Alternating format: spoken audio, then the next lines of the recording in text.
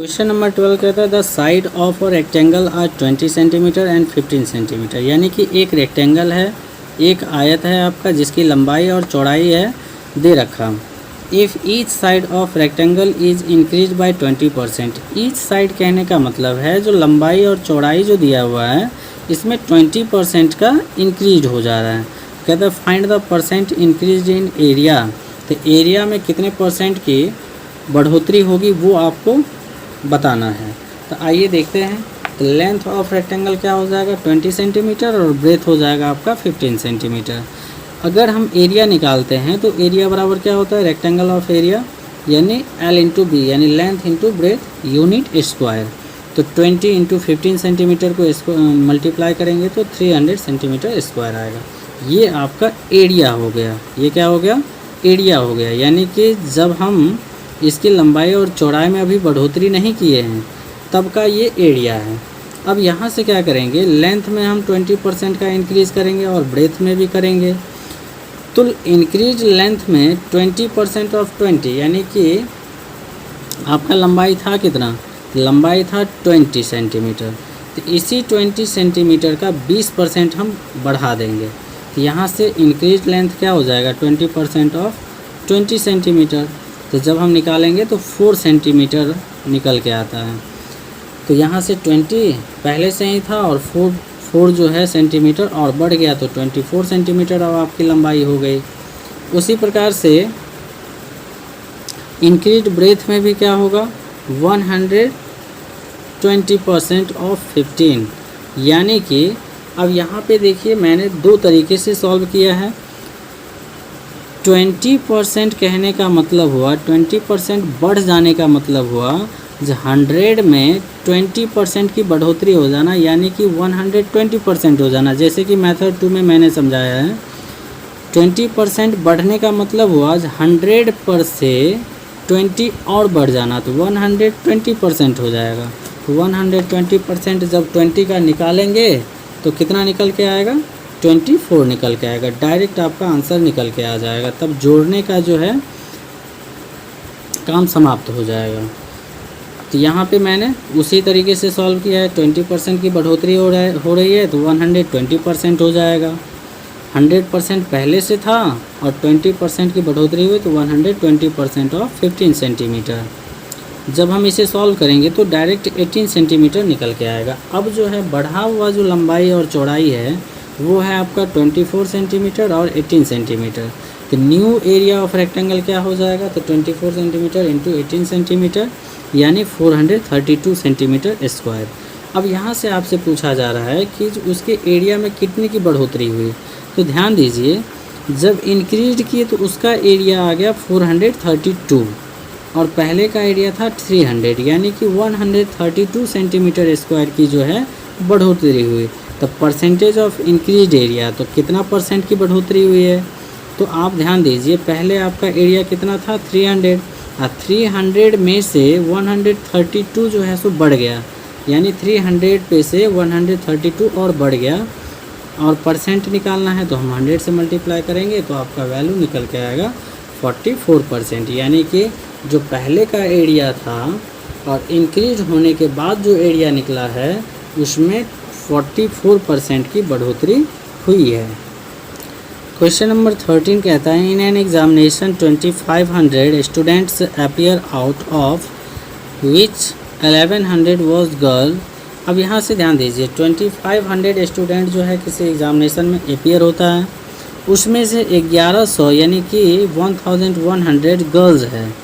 अब कहता है 50% of boys and 40% of girls passed in examination यानी 50% लड़का पास होता है और 40% लड़की पास होती है। कहता है what percent of candidates fail in examination यानी कितना परसेंट जो है कैंडिडेट्स क्या हो गए एग्ज़ामिनेशन में फेल हो गए। तो टोटल स्टूडेंट अपीयर हो रहा है एग्ज़ाम में कितना 2500। नंबर ऑफ़ गर्ल्स उसमें कितना है तो 1100। तो नंबर ऑफ़ बॉयज़ कितना होगा यानी टोटल में से 1100 लड़की ही है तो हम घटा देंगे तो लड़का की संख्या निकल जाएगा। यानी 1400 जो है वो नंबर ऑफ़ बॉयज़ हैं यानी लड़कों की संख्या है। अब यहाँ से ध्यान दीजिए नंबर ऑफ़ पास्ड बॉय यानी कि बॉय जो पास होता है वो कितना है 50%। अब 50% किसका पास होगा, तो 1400 का, तो 1400 का 50% कितना हो जाए 700। और नंबर ऑफ पास्ड गर्ल 40% था, अब ये कितने की 1100 का 40%, तो कितना निकल के आएगा 440। अब टोटल पास स्टूडेंट कितना होगा, अब देखिए 50% लड़का पास हुआ था तो 50% कितना हो गया 700। अब 40% लड़की पास हुई थी तो इसका वैल्यू क्या निकल के आएगा 440। अब दोनों को जब हम ऐड कर देंगे तो पास टोटल पास स्टूडेंट निकल के आएगा जो है 1140। तो नंबर ऑफ फेल कितना हो जाएगा, अब ध्यान दीजिए टोटल स्टूडेंट तो था 2500, उसमें से 1140 जो है पास हो गया, तो भाई फेल कितना हुआ, तो 2500 में से 1140 को माइनस कर देंगे तो 1360 कैंडिडेट जो है वो क्या हो गए फेल हो गए। अब फेल का परसेंट भी पूछा जा रहा है आपसे, कितना परसेंट फेल हुआ है, तो टोटल में से फेल कितना हुआ है 1360, यानी टोटल नीचे रहेगा और उसमें से फेल की संख्या जो है 1360 है, और जब हम इसे 100 से मल्टीप्लाई करेंगे तो परसेंटेज में आ जाएगा। सॉल्व करने पे ये आएगा 54.4%। क्वेश्चन नंबर 14 कहता है, यानी मल्टीपल चॉइस क्वेश्चन है, MCQ है। अब 14 नंबर कहता है Rita invested 25% more than Sunil, यानी सुनील से 25% ज़्यादा इन्वेस्ट करती है कौन, रीता। कहता है सुनील इन्वेस्टेड 30% लेस देन अभिनव, अब अभिनव से 30% लेस यानी कम इन्वेस्ट करता है कौन, सुनील। कहता है हु इन्वेस्टेड 6000, अब हु मीन्स कौन, अभिनव। अभिनव इन्वेस्ट किया हुआ है कितना रुपया 6000 रुपया। अब आपसे पूछा जा रहा है what is the respective ratio, अब रेशियो पूछा जा रहा है किसके किसके बीच में, तो between the amount that Rita invested, यानी रीता जो इन्वेस्ट करी है उसका रेशियो, और the total amount invested bye all of them, और सब मिला के जो इन्वेस्टेड हुआ है उसका, यानी रीता और टोटल जो इन्वेस्टमेंट है उसके बीच का रेशियो आपसे पूछा जा रहा है। तो इन्वेस्टमेंट ऑफ अभिनव कितना था, यानी अभिनव का इन्वेस्टमेंट कितना था 6000 रुपीज़ था। सुनील कितना इन्वेस्ट किया हुआ था, तो ध्यान दीजिए 30% कम किया था किससे, अभिनव से, तो अभिनव का तो था 6000 और 30% कम किया हुआ था, तो इसका मतलब 70% जो है वो इन्वेस्ट किया हुआ था।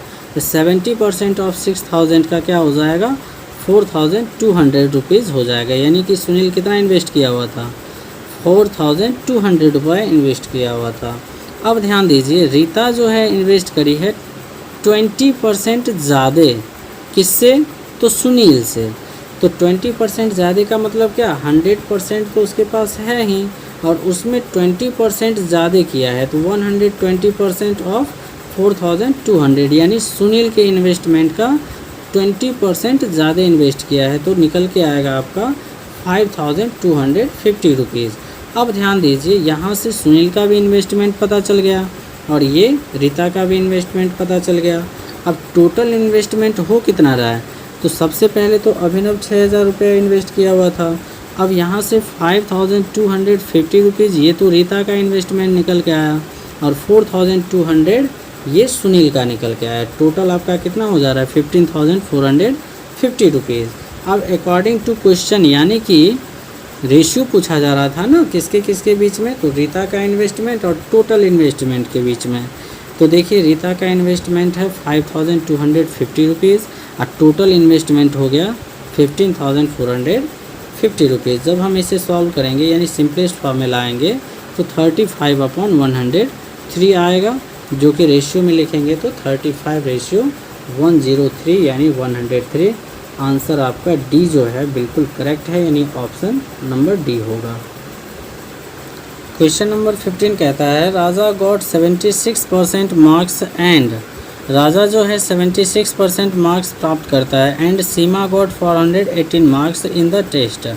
एक टेस्ट में राजा 76% मार्क्स गेन करता है और सीमा जो है 480 मार्क्स गेन करती है। कहता है the maximum marks of the test is equal to the marks obtained by Raja and Seema together. अब कहता है टेस्ट का जो मैक्सिमम मार्क्स जो था वो बराबर है किसके, तो राजा और सीमा के जो मार्क्स है इन दोनों के सम के बराबर है। वो कहता है how many make did Raja score in test. तो कहता है राजा जो है कितना स्कोर किया है। तो राजा का तो यहाँ परसेंटेज दिया हो, यानी कि नंबर में आपसे पूछा जा रहा है। तो सबसे पहली बात तो मैक्सिमम मार्क्स तो आपको पता नहीं है, तो हम क्या करेंगे मैक्सिमम मार्क्स को x मान लेंगे। तो let the maximum marks x। अब राजा जो प्राप्त कर रहा है तो राजा गॉट 75% ऑफ मैक्सिमम मार्क्स, यानी कि जो मैक्सिमम मार्क्स था उसका 76% वो प्राप्त कर रहा है। तो 76% ऑफ x निकालेंगे तो 76x/100 होगा। और सीमा जो है 480 मार्क्स ही प्राप्त कर रही है। अब अकॉर्डिंग टू क्वेश्चन क्या होगा, अकॉर्डिंग टू क्वेश्चन कहता है जो टोटल मार्क्स है यानी कि मैक्सिमम मार्क्स जो है वो किसके बराबर है। तो राजा जो प्राप्त कर रहा है वो और सीमा जो प्राप्त करी है वो उन दोनों के सम के बराबर है। यहाँ पे इन दोनों को हम सम कर देंगे और यहाँ से हम क्या करेंगे वेरिएबल को वेरिएबल के साइड लाएंगे और कांस्टेंट को कांस्टेंट की तरफ ले जाएंगे। अब देखिए 76x/100 माइनस x, माइनस क्यों हो गया क्योंकि ये राइट साइड से x लेफ़्ट साइड आया है, तो इधर प्लस में था तो इधर माइनस हो जाएगा। अब ये कांस्टेंट टर्म को राइट साइड ले जाएंगे तो ये प्लस 480 है, तो राइट साइड जाते ही माइनस 480 हो जाएगा। जब हम इसका एलसीएम लेंगे यानी कि इसके नीचे 1 है, एलसीएम लेंगे 100 होगा तो 76x माइनस 100x, सॉल्व करने पे -24x/100 और माइनस 480। यहाँ पे अब क्रॉस मल्टीप्लाई करेंगे और जैसे ही क्रॉस मल्टीप्लाई करेंगे तो x का वैल्यू निकल के आएगा 2000 रुपीज़ कहते हैं मार्क्स। तो द मैक्सिमम मार्क्स क्या होगा 2000। ओके, अब यहाँ से एक दूसरा जो टर्म था वो था राजा कितना स्कोर किया। तो टोटल मार्क्स यदि आपको पता चल गया तो टोटल मार्क्स का ही 76% वो स्कोर किया था। तो 2000 का 76% निकाल देंगे तो क्या निकल के आएगा 76% ऑफ 2000, तो ये निकल के आएगा 1520, जो कि ऑप्शन नंबर डी आपका बिल्कुल करेक्ट है। क्वेश्चन नंबर 16 जो कि हॉट क्वेश्चन है, कहता है a father gives 1% of his monthly income to his 2 son as pocket money, यानी कि एक फादर हैं जो अपने 2 बेटे को 1% अपने इनकम का यानी मंथली इनकम जो उनका है उसका 1% जो है दोनों बेटे को पॉकेट मनी देते हैं।